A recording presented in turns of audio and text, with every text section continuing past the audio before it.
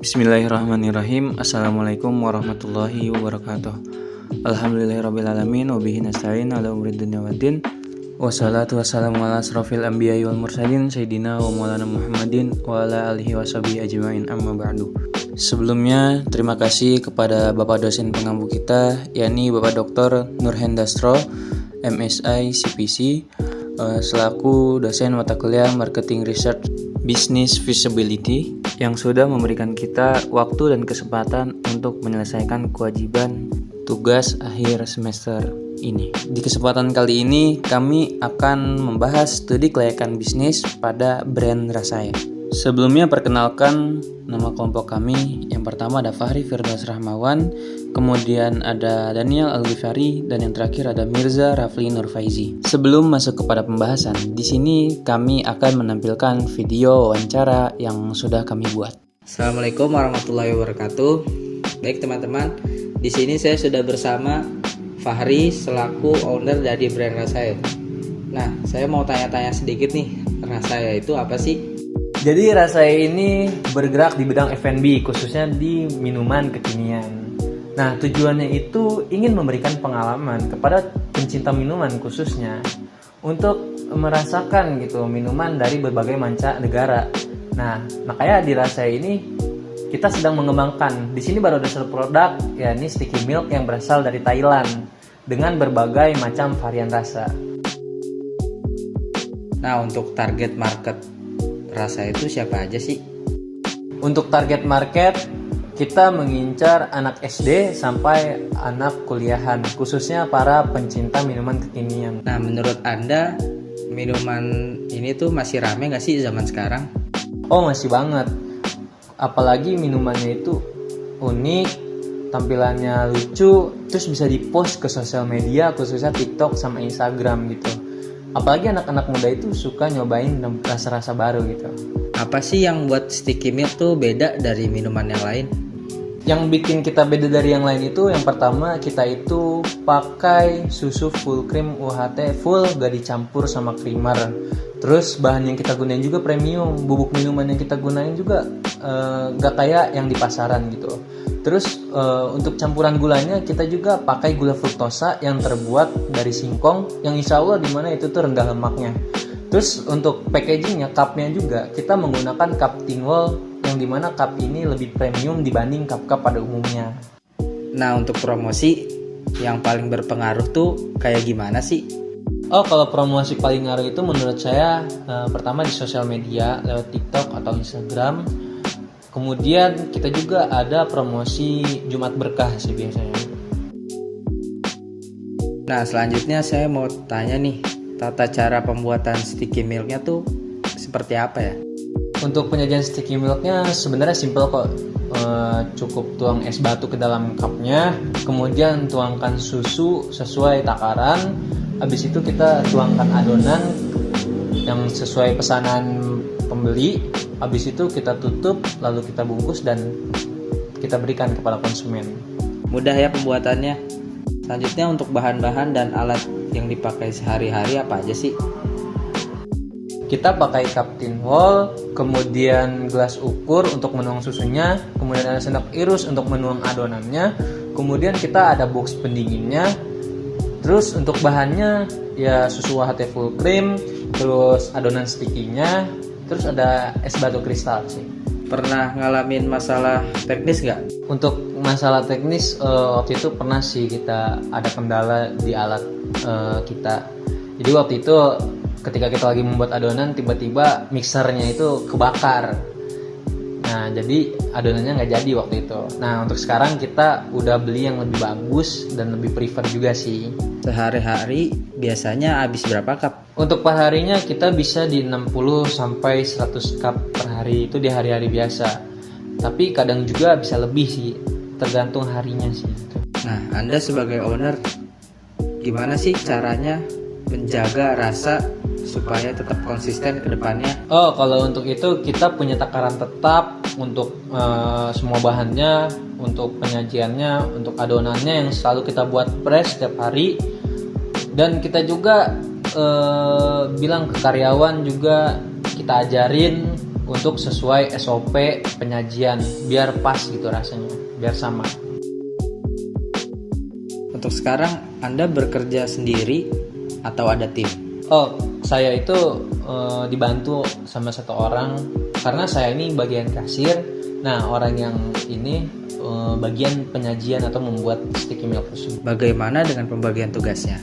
Nah, kalau untuk itu saya sendiri ini khusus melayani pembeli, mengecek stok dan promosi biasanya. Nah, kalau yang satunya ini khusus untuk membuat minuman tersebut gitu.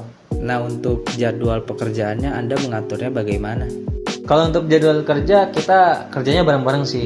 Ya, nggak ada jadwal pastinya gitu. Sebelumnya Anda pernah mengikuti pelatihan usaha atau tidak? Oh iya, saya sering ikut webinar dan kelas online juga biasanya beberapa untuk belajar lebih banyak soal bisnis ini, terutama F&B. Selanjutnya penting nih, usaha Anda ini sudah punya izin atau belum ya? Kalau untuk izin, kita sudah ada NIB sih. Nah, untuk modal yang Anda keluarkan dalam membangun bisnis ini berapa sih? Kalau untuk modal itu kita sekitar 5 jutaan sih. Itu kita udah beli booth, terus alat-alat dan bahan-bahan awal sih. Butuh berapa lama Anda untuk mengembalikan modal awal? Untuk balik modal kurang lebih di 2 bulanan sih. Soalnya pas kita buka itu lagi trending-trendingnya, kemudian belum ada kompetitor daerah sini.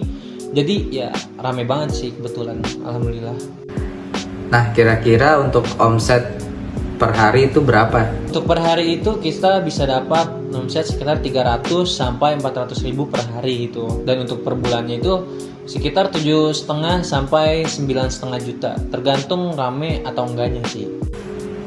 Setiap bulan pengeluaran dibuat untuk apa saja? Kalau untuk per bulannya kita itu untuk gaji karyawan, untuk listrik, sewa tempat, promosi, ya kurang lebih itu totalnya di 3 jutaan sih kurang lebih.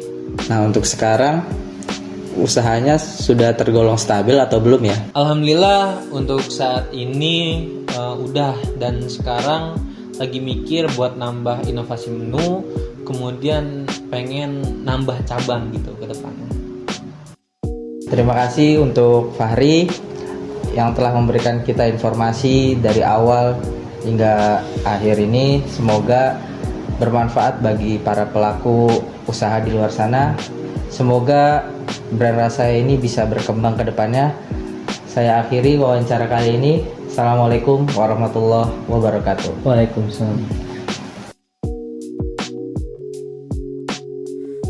Setelah kita melihat video wawancara sebelumnya, selanjutnya kita akan masuk pada pembahasan kelayakan pasar. Yang pertama di sini ada target konsumen, yang dimana target konsumen dari Rasaya ini terdiri dari anak muda yang berusia dari umur 15 hingga 30 tahun, terutama untuk para pelajar dan mahasiswa, dan khususnya para pencinta minuman kekinian. Yang kedua ada peluang pasar, yang dimana tren minuman kekinian tuh masih tinggi dan konsumen tertarik dengan tampilan menarik dan rasa yang unik. Yang ketiga, kelebihan produk. Kelebihan produk dari Rasaya ini yang pertama adalah menggunakan susu UHT full cream, menggunakan bubuk yang tidak pasaran, dan menggunakan Captain Wall. Dan yang terakhir, strategi pemasaran. Untuk strategi pemasaran, Rasaya aktif dalam promosi di TikTok, Instagram, promo bundling dan diskon yang menarik. Selanjutnya kita akan masuk kepada pembahasan kelayakan teknis. Yang pertama di sini ada proses produksi yang dimulai dari es batu, kemudian tambahkan susu UHT, selanjutnya adonan sticky milk, dan ditutup rapat dan siap disajikan kepada konsumen. Yang kedua ada peralatan dan bahan, meliputi Captain Wall, gelas ukur, sendok irus, cooler box, susu UHT, dan es batu. Yang ketiga, kapasitas produksi. Untuk kapasitas produksi ini mulai dari 80 hingga 120 cup per hari. Mungkin bisa lebih di saat ramai. Dan yang terakhir terakhir kendala dan solusi. Yang pertama, mixer rusak. Dengan solusi kita menggunakan mixer yang lebih bagus untuk menjaga kualitas dan SOP dan takaran yang standar. Dan untuk kelayakan organisasinya, kita mempunyai tim operasional, yaitu 1 orang kasir, 1 orang bagian produksi, dan pemilik fokus ke promosi dan stok. Untuk pembagian tugas jelasnya, yaitu shift mingguan, dan semua tim paham SOP masing-masing. Untuk legalitas usahanya, yaitu kita sudah mempunyai NIB. Dan untuk pengembangan SDM-nya, pemilik pernah ikut pelatihan bisnis dan minuman online. Baik, selanjutnya kita masuk ke kelayakan finansial. Untuk modal awalnya, kita memerlukan sekitar 5 juta rupiah. Itu diperlukan untuk booth, alat, bahan awal, dan untuk branding. Dan untuk biaya operasional bulanannya, yaitu sekitar 3 juta rupiah. Itu masuk ke kategori untuk gaji, bahan, listrik, sewa, dan promosi. Untuk pendapatannya di sini 300 sampai 400 ribu per hari, dan jika dikalkulasikan untuk per bulannya yaitu kita mendapatkan 7,5 sampai 9,5 juta per bulan. Selanjutnya untuk break even point-nya atau BEP-nya balik modal dalam waktu 2 bulan. Selanjutnya untuk keuntungannya yaitu sudah untung stabil, rencana ekspansinya yaitu adalah buka cabang kedua. Baik, selanjutnya adalah kesimpulan. Berdasarkan analisis dari kelayakan pasar, teknis, organisasi, dan finansial, bisnis Tilki Milk Rasae dinilai layak untuk dijalankan. Dengan produk memiliki pasar yang jelas, proses produksi simpel, dan tim operasional yang solid, serta finansial yang sudah balik modal dalam 2 bulan dan menunjukkan keuntungan yang stabil. Dengan strategi pemasaran yang tepat dan potensi ekspansi, Tilki Milk Rasae memiliki peluang besar untuk terus berkembang di pasar minuman kekinian. Baik, selanjutnya adalah kesimpulan. Berdasarkan analisis dari kelayakan pasar, teknis, organisasi, dan finansial, bisnis Tilki Milk Rasae dinilai layak untuk dijalankan. Dengan produk memiliki pasar yang jelas, proses produksi simpel, dan tim operasional yang solid, serta finansial yang sudah balik modal dalam 2 bulan dan menunjukkan keuntungan yang stabil. Dengan strategi pemasaran yang tepat dan potensi ekspansi, Tilki Milk Rasae memiliki peluang besar untuk terus berkembang di pasar minuman kekinian.